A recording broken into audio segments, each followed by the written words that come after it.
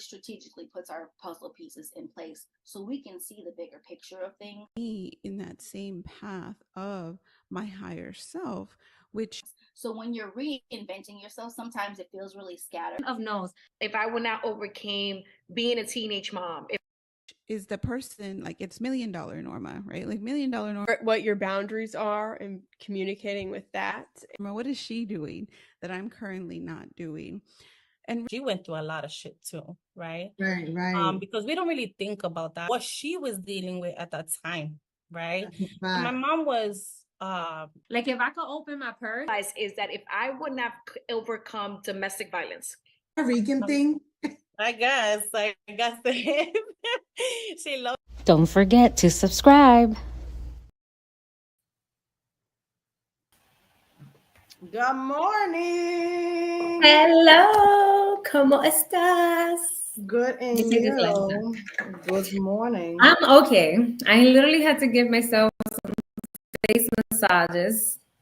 So, you know. Why? Abrir los ojos porque la hinchazón de la cara estaba tan, I don't know. It's the morning. And you know what it is when you've had a long week, it's one of those things where you're like, I know. I don't want to.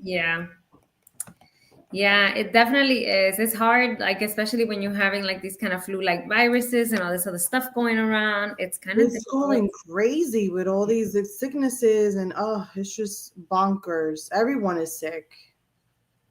Yes, that's the thing for real. My mom is sick. Helena just overcame her sickness. Robert is feeling a little sick. Oh, that sucks. That really does suck. But I'm feeling better today than the last 2 days because the last 2 days I had a lot of body aches, a lot of bone pain. It was bad.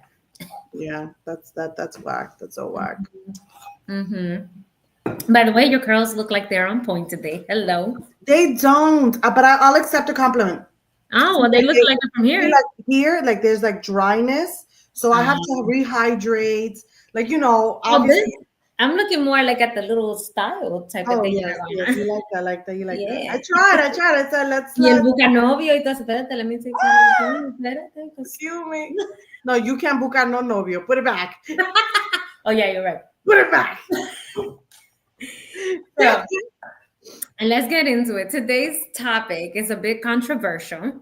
So let's just put that out there because this has been a topic that has caused almost like civil disobedience, civil wars at like a primitive level, if you will. Yeah. Among the sexes, right? It's one of those things where it's like it's the swinging votes when you're voting sometimes. Like, do they believe in that or they don't? What a strange thing. And so for those of you listening, what we're going to talk about today is abortion. And our title today is abortion a luxury or a necessity? And I know that that's a little bit broad, but I think that we intentionally made the title that for a reason, because we want to be able to have the flexibility to just speak about all the in-betweens. Right. Now, abortion historically has been a topic, like you just said, that causes swing votes, meaning it's so important to people that it even affects the way that we elect our officials, our presidents, our governors, our mayors. And the reason for that, I think, is mainly because it has to do with our bodies, with a woman's body and a woman's choice.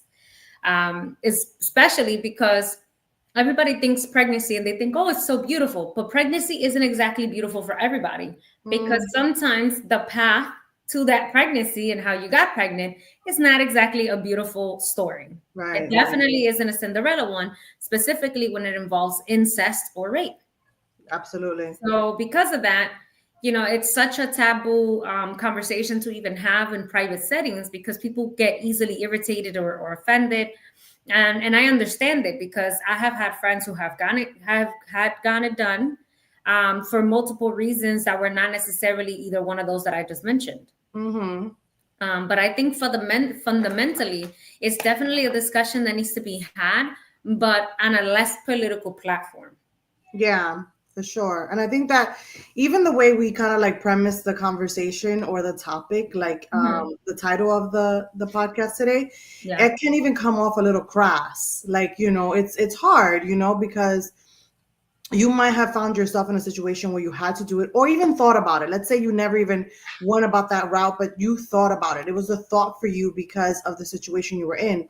Sometimes another reason why you might have needed or decided to do an abortion is not incest, not rape or anything like that, but because, it's the wrong time, wrong person. The person that you thought was someone is not the person that actually is who you're really dealing with. And so you find yourself in the buckle and you're like, oh, I don't have the means or the know-how or emotional state to actually bring a child into this world. I'm not of age yet. I am not financially stable yet. So many reasons, right? Now that doesn't make it wrong or right. It's all your choice. Like, I think that's the biggest misconception, or maybe misconception to others, like where they think that it's not your choice, right? And you have to go ahead and move forward with the pregnancy. Now, everyone has their own personal opinion. Everyone can decide to say, I want to have this child or I don't. But that is the biggest, subject line. Like, is it a luxury? Or is it something that you just have to go through with it, regardless of the situation? So I guess I'm going to go a little bit on the controversial side. I believe that abortion is a luxury because it's a modern day problem. Back in the day, that stuff did not exist, right? You couldn't just walk up to the doctor and be like, hey, let's get this done. I don't want it. But before modern medicine, women did it in different ways. I can't speak for everybody's culture, but I know in Dominican Republic, there are teas. There is a malt liquor type of drink that you can have that can cause you to miscarry early on. It's not effective when you're late in term, but it is effective if you're early on in pregnancy. So I do know that there's always been the existence of, oh my God, I don't want this right now because I just can't.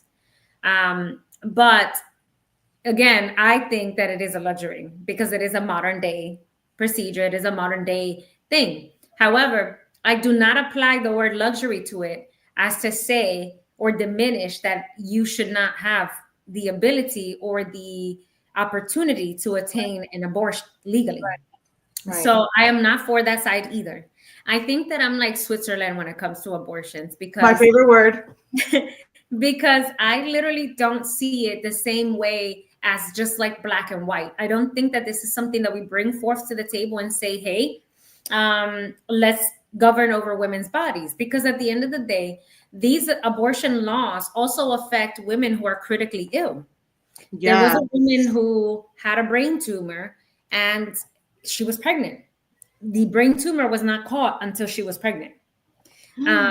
Unfortunate for her, she was in a state where she could not abort, and she passed away after giving birth because of the tumor. If you don't know, sometimes when you are pregnant, your growth hormones are growing everything. Yeah. That event, if you have a tumor, a cyst, or something like that, it kind of grows with the baby. Yeah. In normal circumstance, or not normal, but I should say where abortion is legal, in those situations, they will prescribe and say, hey, maybe an abortion is best because you're risking your life with this pregnancy and your child is also at risk. So you might end up losing both or just one or the other, right? Either the child, the mom or the child, whatever. So I think that because of that, I'm Switzerland. I believe that pregnancy is a very unique medical condition. And I know people hate to call it a medical condition, but that's what the hell it is. It's a medical state that you're in to be pregnant. So your entire anatomy changes, your biology changes. 100%. So it is a medical condition. Now, is this to say that I think that every woman should willy-nilly use it as birth control? No. Hell no. Should you be allowed to use it as a plan B? I don't think so. Like even the statements that you were making earlier where you were saying like, oh, maybe I'm not, fortunate enough for this or whatever. Like, I get that because it's also bad to attempt to force that on a mother, right? Because if you don't want it, then that child is just going to suffer. And we see that many a times where women get stuck because they can't even afford the freaking abortion. And then they raise this child and they abuse it, they malnourish it, they, whatever. So at that point, are you really doing society a service by allowing this woman to continue with her pregnancy and give birth to a child unwanted? Now, there's also rebuttals to this, though. You can go through the pregnancy and you can give up the child. Yeah. Right. And so a lot of women, though, that I have had this conversation with always reply back with, well, why would I grow a child and then give it away? Because Why you're not would going to just, yeah. Why would you eliminate it in the womb then? Yeah. That I doesn't make disagree with sense. that. I disagree with it wholeheartedly. I know that that's a reason why people want to have the option. I'm not saying that that's something, listen, listen, Linda, there's a lot of people that, I get it. There is not all, there's a saying in Spanish, a todo gallo esto no se le pare. Sí. Right? Like, meaning that every rooster, you're a hen, he's the rooster. You can't give birth or bring an egg to the world for every rooster that you unfortunately decide to have intimacy with, right? Yeah. And I 100% agree. Not everyone you should have a child with, right? Like, that's a whole different topic for a different day, who you should have a kid with, because that choice is going to haunt you forever, for good or for bad, right? Oh yeah. But I also disagree wholeheartedly, and that is my personal opinion, without offending anyone, that if you made your bed, you lie in it, baby. You lie in it, because now you decide that was because you knew that was a chance. Like, I know that if I walk down the block and I know that the sidewalk is all messed up, completely torn apart, and there's pebbles and the sidewalk is lifted and raised, there's an opportunity where I might trip, because I'm clumsy as hell. So there might be a chance that I might trip. So you already know that going into the situation, there is a chance, even a slight one, with protection or with anything that you put in place, that a child might come into fruition, right? So you do not want that, then maybe that's not the situation you need to put yourself into. So I don't think it should be used willy-nilly like a Monopoly get out of jail free card. It's not that. It should never be that, right? It's a choice you made. And if and when the opportunity isn't there for you to financially take care of this child or be there emotionally, because that matters. You can have the funds to take care of a child, but not the know-how, the emotion base to be able to be a parent. That also is a thing, which is something that I'll reference you guys back to episode in this season, episode, I think it's 4, where I say very proudly that people should be tested to be parents. No, yeah. Be a freaking test. You should not be able to just be a parent just because you want to be a parent. Yeah. I'm sorry. I really strongly believe that not everyone is equipped to do that. You should have to do, like, you know how, like, when you're going to get married and there's a parent, marriage license. Yeah, premarital course. Yeah. Yes, you should have a pre-baby course. Like, there's Lamaze for when you're having a baby. Right. There's, the meditation. There's all these other things and workshops. There should be a workshop for you to say, hey, we're 6 months out to having a baby. We want to have a baby. Let's see if we're equipped to do so. Do we have everything? Kind of like, I know this sounds so like harsh, but even almost like a mortgage, to make it like to kind of play a factor for you. Like, there's checkpoints to be able to do this, to buy a house. There should be checkpoints for you to be having a kid, right? So I go back to my point that it is not a get out of jail free card. You should know if you can or cannot. And if you can't, for whatever reason, and circumstances change, because life changes day by day, moment by moment, that you can say, hey, you know what? I am not fit to be this child's parent. I am going to put them off for adoption. Now, I don't love that either, but that is a better, more healthier choice than you deciding to keep this child and make their life miserable. And pay for being the son or the daughter of X, Y, and Z. Making them pay for you not having the funds to take care of them, putting them through, all of the scraps of life, like not trying, because it's okay that, let's say, you're on Medicaid, you're on food stamps, because there's no shame on that. If that's the case in the beginning, to get your bearings, then you do what you got to do. Because I went from having it all as a child, having a life of luxury in the 90s, and like living super amazing, where it was like multiple cars, private school, multiple houses, businesses. My parents did very well. And so they treated us in a way where it was well. But when my parents got divorced, should my mother have given us away? She was left with nothing, right? In the bank, nothing to do. So now to get on food stamps, now to get on Medicaid, what? We didn't have none of that. We didn't know none of that. Live in an apartment, we didn't know any of that, right? So it's the same thing for an older child as it is a small child. There's no reason for you to put your child through this like extenuous pain. You should find how to do better. And if you can't provide better, seek better. Just saying. So well said, my friend. The only thing that I have to absolutely disagree with, because it wouldn't be a baby, tell me. Is your idea, I think your idea of like testing people to be parents, it's not that I'm against it all the way. I just think that even that isn't enough to truly know and have assurance. I'll tell you why. Yeah. I had a friend who, when she first had her son, oh, I'm gonna have 5 kids. Oh my God, I loved it. Her pregnancy was beautiful. She had all the support in the world from her family. Amazing. Once her baby turned 2, though, that switch flipped real quick. And so she stuck it out with just one child. Her son is now 14, I think. And she gave up on that idea. And the reason is because she really thought that, oh my God, this is just so nice and sweet. Her baby slept through the night. She never had any issues with him. But then he turned 2, and we all know, her parent, child, that toddler will them twos be coming. Ma'am, that toddler is like, you know what I'm saying? Like, it's like God's way of showing you whether you can do this or not. And so because of that, it's why I say that it's not even that, I do think that there should be some form of education. Yeah. I think that the same way that we harp so hard on accepting gays and lesbians and this and that and different religions, and if you're Muslim and you're this and you're that, whatever, right? The same way that we harp on acceptance and this blanket, like, hey, let's all be loving each other and wanting to support each other no matter what our differences are. I think that the same thing should happen for pregnancy. I think that we should educate. Hey, this is not a temporary situation. This is a lifelong commitment. For as long as you are alive, you're going to have this child. Even if they're adults, they're still your child, right? Yep. I'm still my mama's baby. So, and I still run to my mama when shit happens. Okay.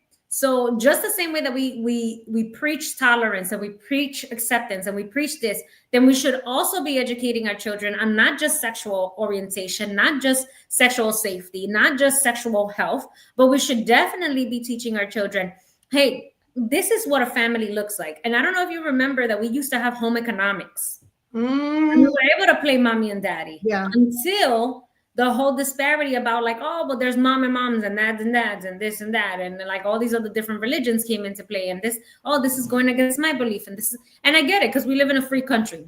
Mm-hmm. However, I think that some kind of basis of family, whether we want to be inclusive, if we want to showcase, hey, families look different. Some families have 2 moms, some families have 2 dads, whatever. However, we want to dish this out in order to be completely inclusive, completely transparent. We definitely need to bring home economics back into schools. And the reason why I say that is because I have had experience. I have had a very long career of volunteering. Now, I will disclose this. I haven't volunteered for anything in like, I don't know, a good 5 years because I've been trying to like get my life together. I don't have time to volunteer for somebody else.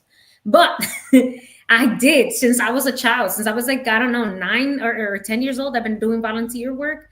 And a lot of that volunteer work also took me overseas.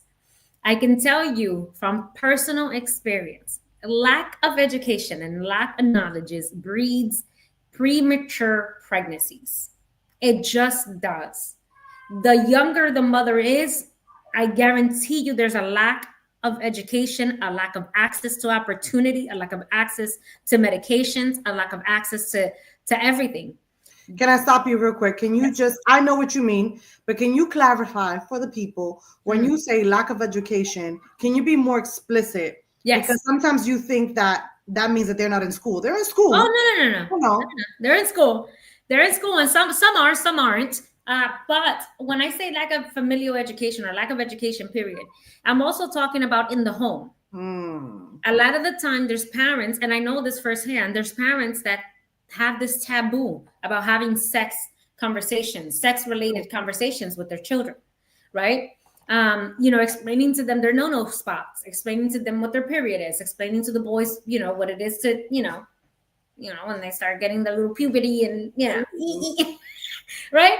And speaking about all these she doesn't have a boy, so she says, you can I'm sorry.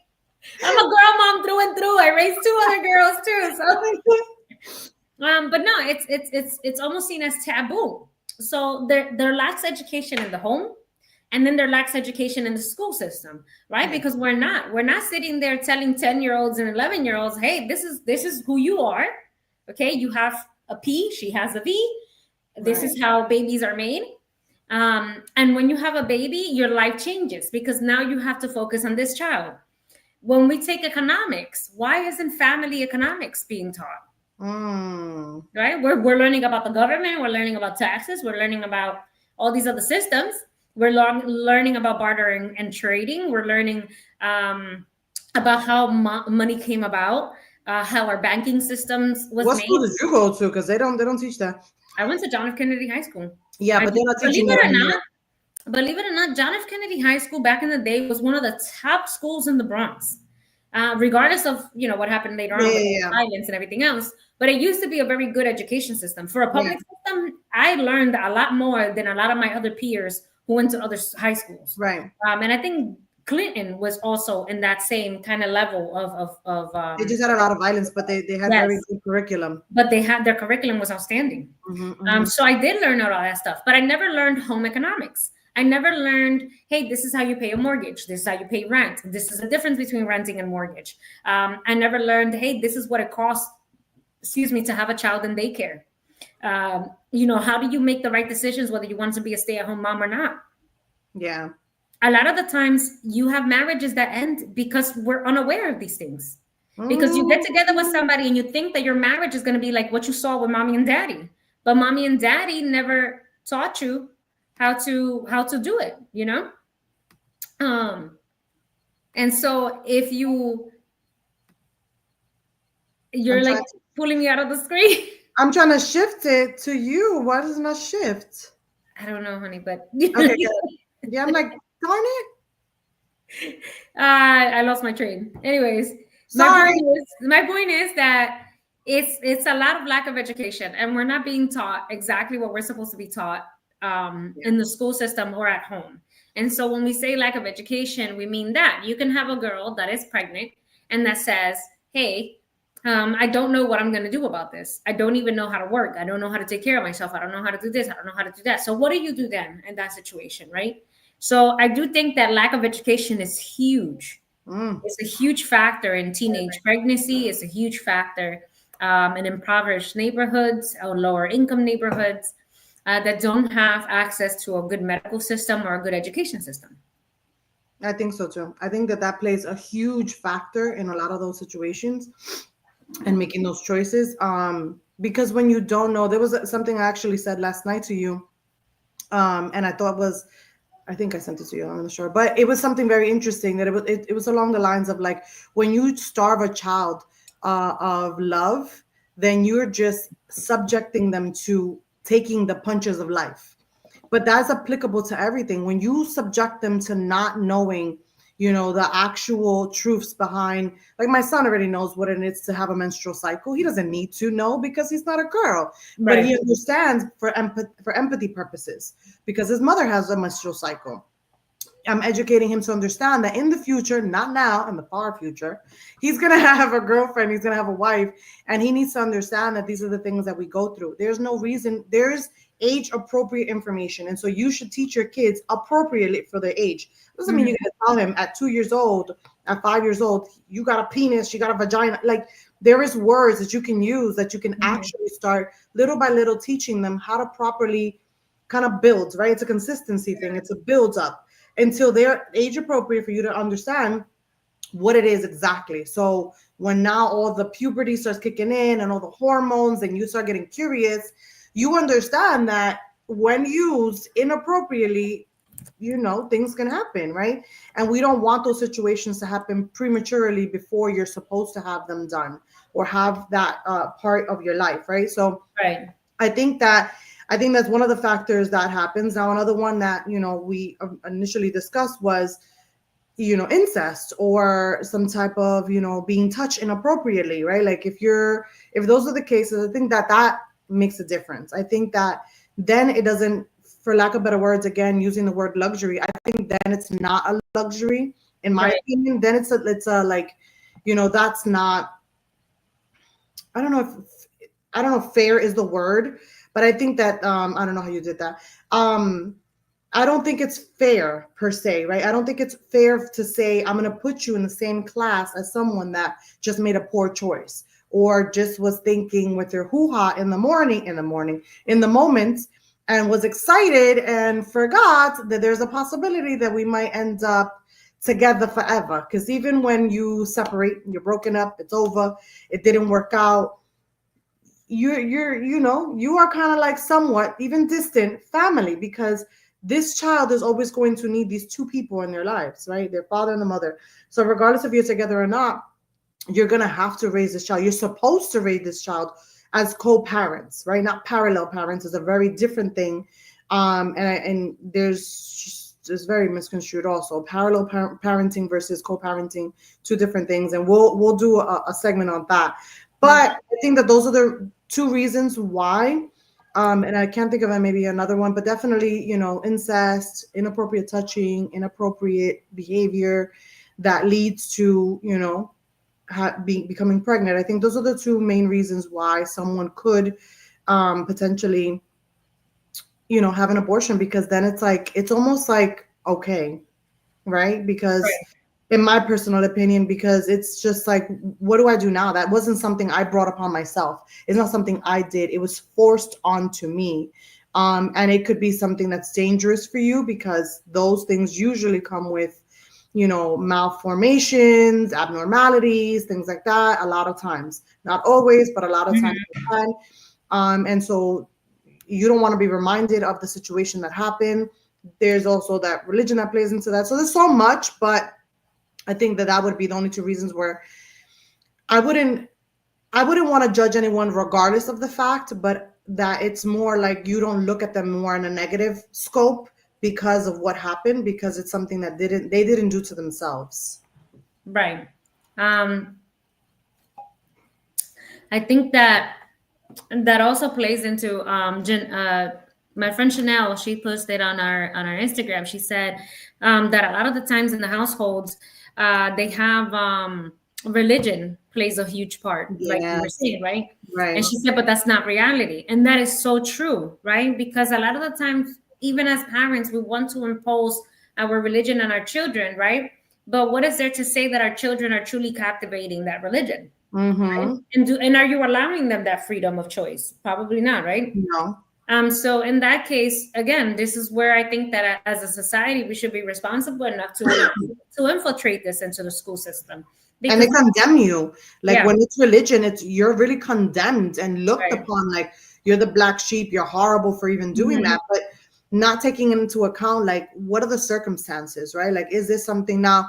I feel like if you're playing games and you're just like, okay, yeah, he's just not the one. I just had a one-night stand. That's a whole different story. But if it's like, listen, God forbid, right? I'm not putting this on anyone, but Uncle Bob, did what he was not supposed to be doing, then I don't know. I don't think that that's okay. I think that then that's when that child or that person needs that support from their family members, regardless of what the situation of religion and base is.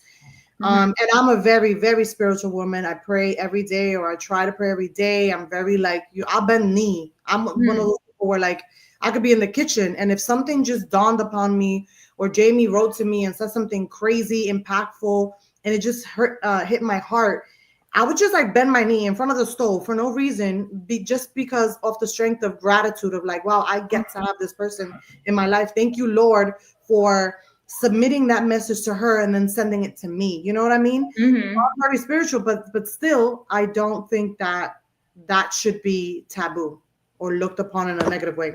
Right. And I think that also there's another part of this argument that isn't often spoken about, because should the man have a choice on whether this child lives or not? Oh, yeah. Yeah. Right? That's a hard one. I mean, he's a parent too. And Yeah. when we get pregnant and we give birth, we want that parent there. Yeah. Right. And that's constantly, and in the court systems, that's constantly what you see. The woman forcing the man to either be present or pay child support or this or that and the other.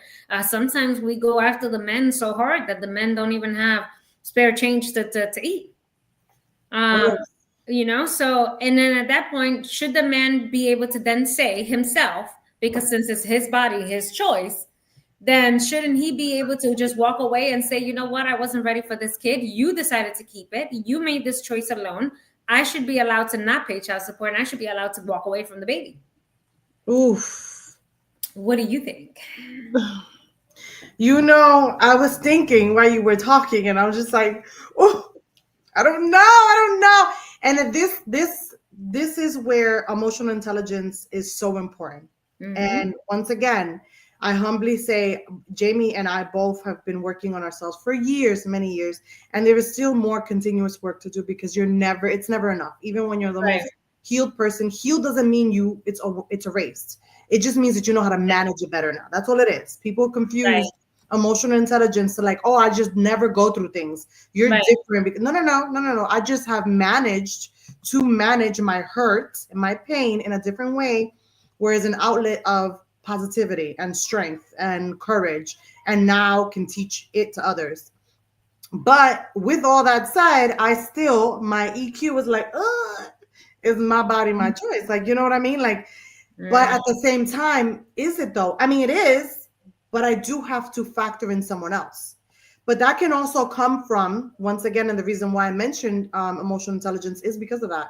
Because once you've been hurt and you're in a hurt stage, or you've been dismissed or disrespected or betrayed, or whatever word you want to put against that, you forget about the other person. You literally like, no, it's my kid, my problem. I do everything what I want. Like you're already like, I could do this by myself, you know, because you've been put in that predicament. So now you're just like, I got this. I don't even need you to make it a choice. But in reality, you do, because you both were a participant in it. So I think that there's certain type of, I think the only reason why, here's what I'll say that I think that you don't get a choice if it was inappropriate touching, you know, the R word. I'll say that if it's incest, I think that you don't get a choice.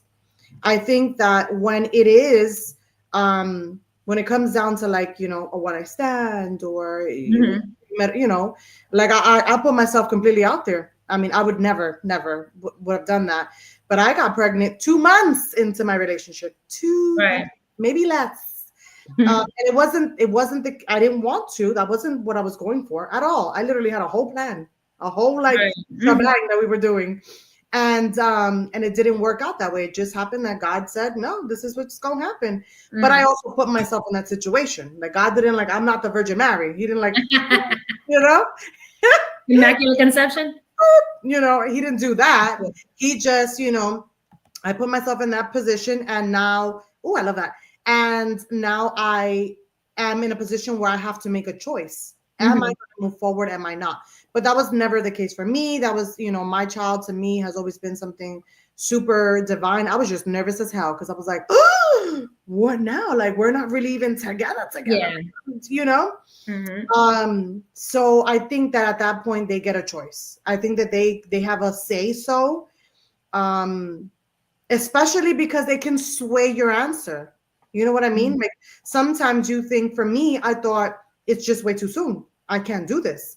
I can do this financially myself. I was a professional. I was already almost done with my master's degree. I'm doing well for myself. I have my own place. It wasn't about that. It was about the fact that I didn't have that like other part, that other person in there. And so I was a little bit like, oh shoot, this is not what I planned. This is not what I thought when I thought having a child. I thought marriage, I thought the whole 9 yards, and I kind of mixed that whole order up. But when I spoke to him about it, he was all on board. He was like, what? Like, I didn't get nada like, oh my God, how? I didn't get oh wow, let's see what he was like, over the moon. And I called him during work, like before lunch. Right. He didn't even have a full belly, like food in his, and he still was like, oh my God, I'm so excited. This is gonna be awesome. Da, da, da. We'll figure it out. Like, and that's, if I would have not given him the opportunity, and if I would have gone another way and said, I'm just not ready, you might not be the one, Unfortunately for myself and my son, it didn't turn out to be maybe the not the right choice, because it's always the right choice because that's how God intended it, but the right plan. It didn't work out the way it was supposed to, but because I, once again, I'm a very spiritual person, I think that God's plan is always correct, and he was supposed to have the parents that he has. And that was our mission. Everything has a reasoning and a season. And our reasoning was to bring light and love into this human being. So yeah, I think that's my perspective. I think that if it's in the negative, in the harshest way, then no, you don't get a choice. But if it's on we both made this choice and we knew the consequences, then yes. Yeah, I agree. And this is why I don't think that the legal system should be involved when it comes to abortions. I think that the legal system should be involved as far as what makes an abortion legal or not. That's it. I don't think that it should be, telling a woman, hey, if you're sick, you can't abort because this is the life that you're killing. Like, shut up. First of all, that's irrelevant. Like, if your life is in danger, your life is in danger. Because this puts it into perspective for me. Technically, when I gave birth, I had a high-risk pregnancy. I had an emergency C-section, which is definitely different from a scheduled C-section. Yes. Now, an emergency C-section, that means that the mother and the child or one or the other's life is in danger. At risk, yeah. In my case, it was both. My heart kept dropping. Helena's heart was dropping. The umbilical cord was tied around her neck, and she was already almost out when they had to shimmy her back in and pull her out the other way. Oh my God. So I think about those laws now, and had that been my situation, they would have just offed with me and, brought her into the world. And I'm not saying off my daughter and keep me. Yeah. What I'm saying is that that's a very drastic decision to be made by a law or like a legal system. Yeah. I think that that's a very personal, familial choice. Now, did I say at the moment, save my daughter? Yes, I put my daughter's life before mine. I wrote it, I signed it in pain with the freaking already on all fours and getting wheeled into the OR. I signed the paperwork. If it comes between her life or mine, please pick hers. Oh, and her mother was also in agreement, right? Now, my mother, on the other hand, had a whole conundrum and didn't agree with it, but, it is what it is. That's a personal familial choice. Yeah. I don't think that it has anything to do with the legal system. I don't think it has to do with a freaking governor or a president sitting on a high horse, not knowing even who you are and making these type of legalities about you. So that there's so many aspects to this, and it's such a deep and heavy topic when it comes to what kind of choices should be made, because it's just, to me, it's too personal and it has nothing to do with the government. Now, where I think that it should be legal is so that people don't abuse it. I have known people to get abortions after abortions after abortions after abortions. I had to. And at that time, it's kind of like, I mean, come on, now you knew what the consequences of your actions were. Right. Sure. You understand what this was. And now you're putting your body in harm's way and you're just eliminating baby after baby because you made bad choices. Yeah, no, that's not cool. But again, I also had a friend who had 7 abortions in between junior high school and high school. What the hell? Junior high school? Junior high school and high school. How? You're not even allowed to explain it to you. Her situation was, I don't know if you remember in Decatur where there used to be what we used to call the $2 hoes. We used to dance for money and they would pay you $2 for each dance. Her mother put her up on this. And so with that lifestyle came her mom forcing her to also give a happy ending to these dances. And because of that, she kept ending up pregnant. And she ended up having in the upwards of like 7 or 8 abortions. My mouth just dropped. What in the... And then remember when we used to have... Decatur, I remember Decatur. Decatur's bad. Don't ever move to Decatur. Decatur is bad. But we used to have this other club, Jimmy Jazz. Oh my God. And they used to do the girls and the dancing poles and the strippers and all that. Her mom had also had her there throughout her high school years. And because of that, she suffered a lot of abuse at the hands of grown men who were soliciting her, for services. So in her situation, does it look like she's just using it like it's candy? Yeah, but she was also a child who had no rights over her own body, and whose mother was making these decisions for her, and not protecting her daughter in any kind of way. So again, this is why these situations to me are so familial and so particular. And that's why I don't think that the government should be involved. I think that this is a case-by-case basis, and that's how abortion should be treated. Not as a blanket, hey, let's just make it illegal. Because at the end of the day, let's just be real. When something is made illegal, you're just making it to where people get creative and do it anyways. Right. Look at drugs. Drugs are illegal. Guess what? People still figure out a way to do it. They're still consuming them. Get it? Guns are illegal in most states. And look, well, I shouldn't say illegal in most states, but like they have restrictions for guns and weapons. And things like that. People violate those restrictions all the time. Yeah. Specifically in New York. New York has one of the strictest gun laws in the entire United States. And still, you have a massive, massive amount of like weapons out in the streets in New York where anybody can be carrying at any point in time. And you just don't know it. So I don't know. I think that to me, this is such a heavy topic. It's not just a topic about women's rights, like we try to make it seem, which sounds awkward because I'm a woman and I know that I can get pregnant. But I think that it also extends to the men. Yeah. And I think that it is a familial thing more so than anything else. Right. And if we are not dictating other things to women and men, then why are we trying to dictate this by law? It just doesn't make sense. Yeah. It's almost like if we told the men, hey, if you haven't, I don't know, if you don't have $100,000 in the bank account saved, then you need to go ahead and get yourself snipped because you're not allowed to impregnate anybody. Damn. That's an awkward ass demand. Damn. But isn't that what we do with women? That's wild. Yeah. You got your period? Get on birth control. Isn't that the first thing your doctor tells you? Mm-hmm. Get on birth control. You could get pregnant now. Bitch, I'm 9. What do you mean? Oh! Like, that was the conversation that happened between me and my doctor. Yeah. And I'm looking at my mom and I'm like, what is pregnancy? And my mom looked at the doctor. She was like, my daughter, you don't talk to my daughter about that. And I'm like, so then that day, my mom had to go home and explain to me what pregnancy was. Because I knew I had a uterus. I knew that I had tubes and ovaries. And I understood what a period was. But my mom never told me beyond that, hey, you're ready for pregnancy. Because in her mind, that's just not a conversation you have with a 9-year-old. Yeah. And when the doctor said that, my mom was like, what? Don't talk to my daughter about that. And my mom was like, she's not getting on birth control. What's wrong with you? You know? That is wild, though. That is and wild. So that's kind of like my experience with that. And I'm like, wow, qué atrevido, right? But then as I got older and I started talking about my first day period experiences with my friends were also sharing the same thing. Oh yeah, my doctor told me to get on birth control because it just helps with the cramps. What?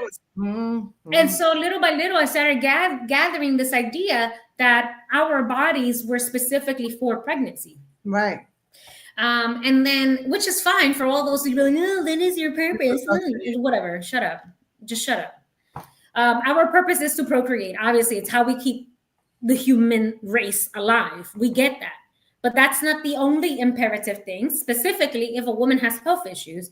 Yeah. Like, this isn't just whatever. Other people can have like 10 kids. You'll be fine. Trust me. We will not die because we're not procreating. We like to procreate and we like to practice to procreate. We'll be fine.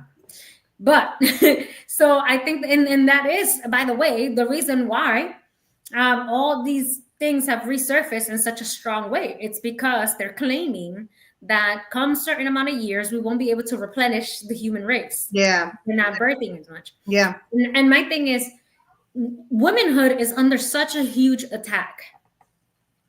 It just is. Just like manhood is There's such a huge attack, and we're attempting to separate these things and create this like huge block between each other, to the point that we have hurt each other so much so that we're affecting the way that we react to things, the way that we think about things with each other, the way that we see families, the way that, you know, we see rights over our bodies and everything else, to the point that we're just ignoring that at our core, we are human beings. And we do not need a legal system telling us what to do with our bodies.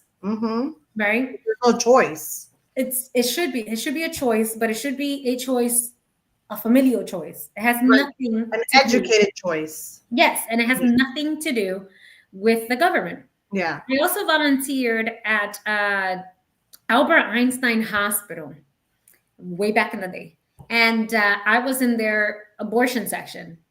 And I remember my job was to kind of assist the young girls that were coming through, or the women, period, that were coming through, filling out the paperwork, and then sitting them in the room where they had to watch that video of what is an abortion. Oh my God, and so hard. The mortified looks on these women's faces, and they would still go through with it, right? And I'm just like, oh my God, like I watched the videos once and never again. I would step out of the room and just walk away, because I was like, I cannot, this is too much for me. And I was only like 15 years old or 16. And so I was like, yeah, I cannot do this. So I lasted over like 2 weeks there, by the way. Yeah, because that's too really emotional hard for me. Yeah. I couldn't. I remember when I did volunteering for like the poor, the homeless for a while. I did a lot of volunteering when I was younger too, and in my early 20s, some in my 30s, but a lot more when I was younger. And I remember I went through a few incidents when I was just like, it was just too sad. And I volunteered more for homeless and for children, for small kids, which is what I ended up working in. And it broke my heart to see the situation. So I can only imagine dealing with something like that, like abortion and the before, the existence. And oh my God, I'm just like, that's just too hard. Yeah. Even if you're just in the worst circumstance, like, because I don't ever want to put myself, knock on wood, in that situation where it's like something happens where you're forced to make that type of decision, because it's not something that you should maybe move forward with as per choice, because some people do move forward even when it's been the R word or incest or anything like that. They still move forward because of religion, or because of, it's not their fault. And that's fine. And I'm to each his own. And I believe that you should make that choice.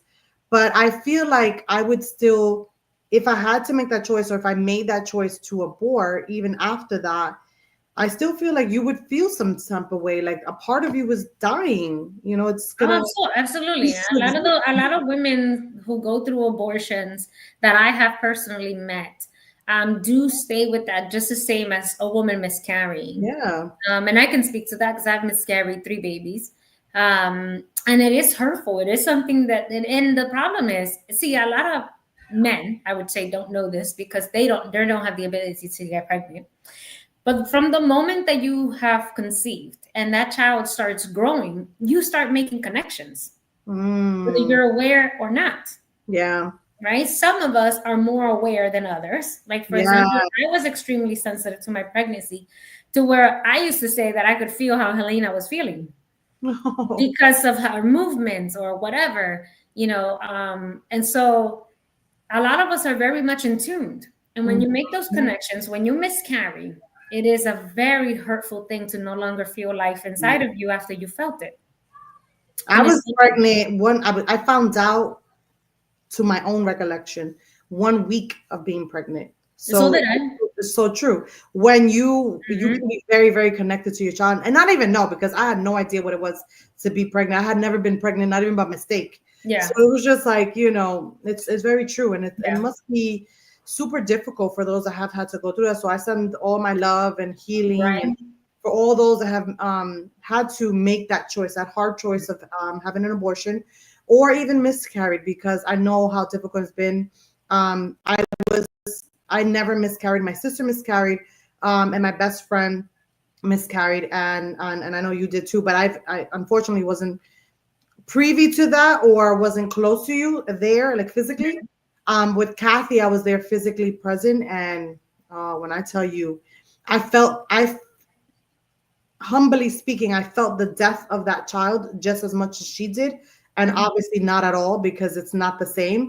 But Yeah. because of her mourning, the way that woman screamed, that way that she just threw herself on the floor, that was just it was it was like murder. It was just horrible, and it was really sad. And it was just like I never want to personally go through that, even though I'm kind of living it with someone else. And it's just so sad. And I just feel so I'm sending all my love, all my happy vibes, and so serenity, as much as serenity as you can in the Lord, and in your spirituality, because it's difficult, regardless if you made the choice knowingly or not. Living with that in your conscience has to be very hard. Yeah, and it's even difficult for mothers who have to medically abort because either the child is malformed or something like that, and it's just not going to live outside of the womb. And I mean, those are difficult choices too.